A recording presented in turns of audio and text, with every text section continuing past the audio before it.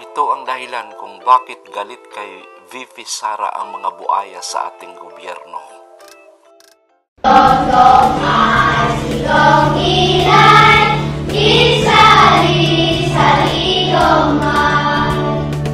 Masasabi ko sa mga katulad ninyo na alam mo yung feeling na hindi ka maaabot, yung feeling na ang layo-layo mo tapos narinig namin na si OVP pupunta dito.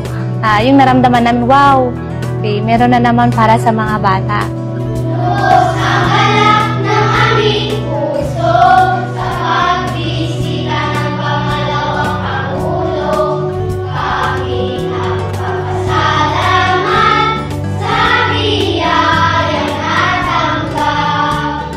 Kung mapapansin nyo, yung iba dito, walang bag luma na yung pinaglumaan ng mga kapatid nila. itong mga bag, mga pencils, mga school supply po ninyo, syempre malaking tulong din po sa akin as a parents. Syempre sa hirap ba naman ng buhay ngayon, lahat na lang binabudget mo.